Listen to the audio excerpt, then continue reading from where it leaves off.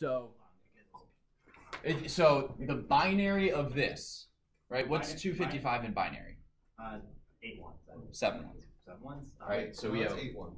It's 8. Wait. 255. Yeah, it's 8 ones. The 0 count. Right? I'm sorry. Yes, it's 2. Yeah. Okay. 100%. My bad. So 1, 2, 3, 4, 5, 6, 7, 8. Dot. 1, 2, 3, 4, 5, 6, 7, 8. Dot. 4, 5, 6, 7, 8. Dot. 1, 2. 192. 1, 2, 3, 4, 5, 6. So this is your subnet address in binary. Right. Right. This is that. Yes. How many ones are here? 8. How many ones are here? 2. So 8 plus 8 plus 8 plus 2 is how big? 26. Yes. So I just did that one for you guys. /26. It's a shortcut. Instead of having to write this every single time, you just write /26.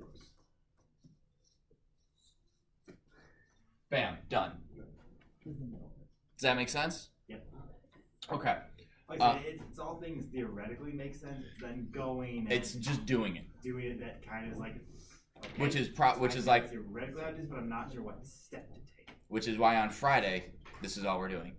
Good to know. That seems quite helpful. Just a bunch of exercises in which I'll pass out a couple pieces of paper, or there'll be PDFs and you use your Surface, and it'll just be, all right, what's this one? If I want 4 subnets, what's my subnet mask? Yada yada yada. All right, so we've already gone over. How many borrowed bits do I have? Joey. Isn't it the same as CIDR? No. You get the CIDR by knowing how many bits have been borrowed. I mean, isn't it the same number? It's not the same number. It's the first 24 for the network. So this is. Is it that minus? No. Well, so just count, right? So how many bits are in the last octet? How many ones are in the last octet? Just do. But didn't you borrow all the ones ahead of it though? Nope. Those weren't borrowed. Those were already. Those were set. set. So if this is 0, how many bits have been borrowed? 9. Right. So this then becomes /24, and this is 0.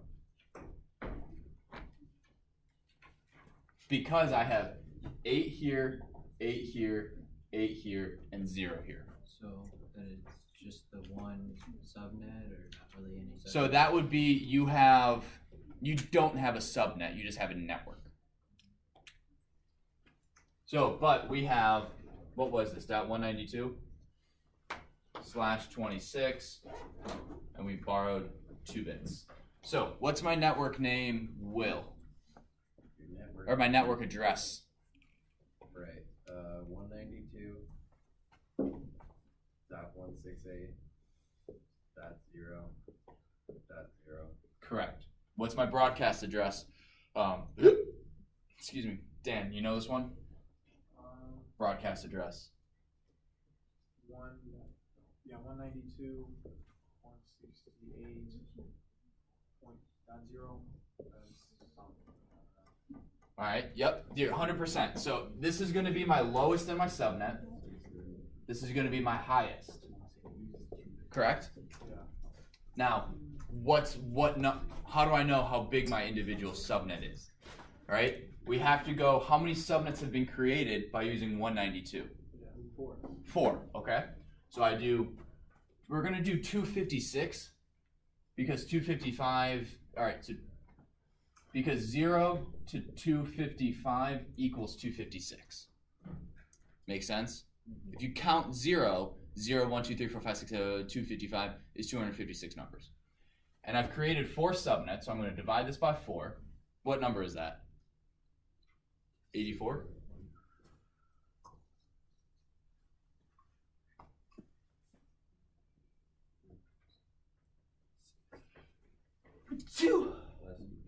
Is it 63? 64, not 84. I knew that number looked weird. 64. 64. It's 250 plus 16. Yeah. So if I have 64 IP, I have 64 hosts available, basically, right? 0 is my lowest. and I have to count 0. So if I have 64 possible, what is this number?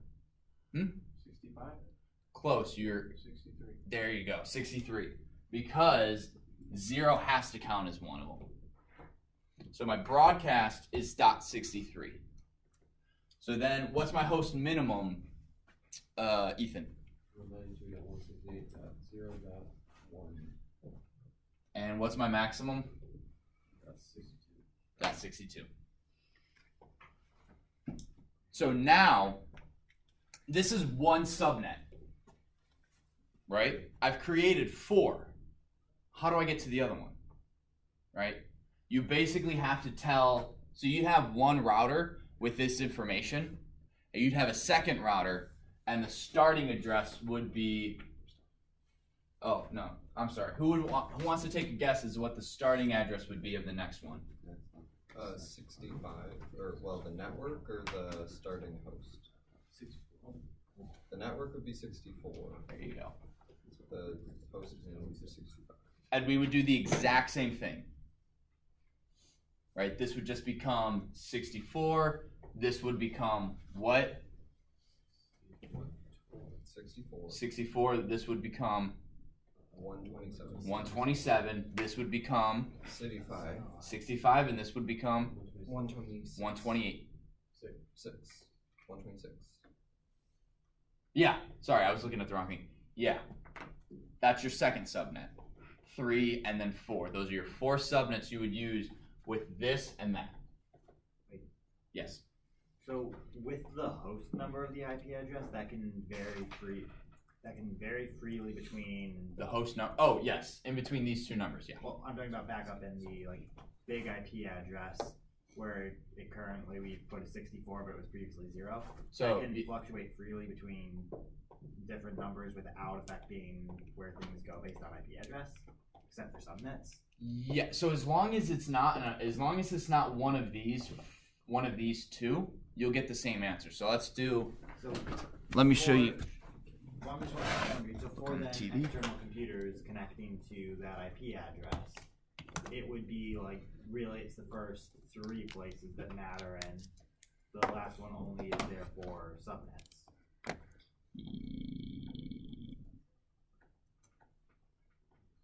Yes. Okay. I think. So here we go. We have .0/26. Hopefully you guys, whoever's watching, can see that. I'll zoom in a bit. Calculate. Right? This is exactly what we had, right? Yes.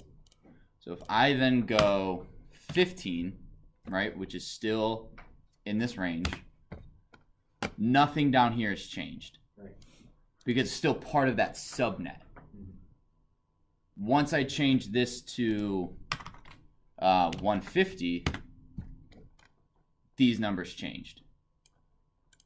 So are subnets built into IP addresses, and it just depends on how many bits you're willing to basically give them? It's not built in, it just uses it. So they came up with IP addresses before they came up with subnets. Okay. And they're like, how can we do this? Well, let's build this, and we can do this with that. Very, very, very smart people came up with this. It's insane. Well, that's all of math was discovered by people who took no time on it. Right. All right. So I have exactly 10 minutes, and this video is 9 minutes and 17 seconds. It's called "What is the Subnet? Easy Solution."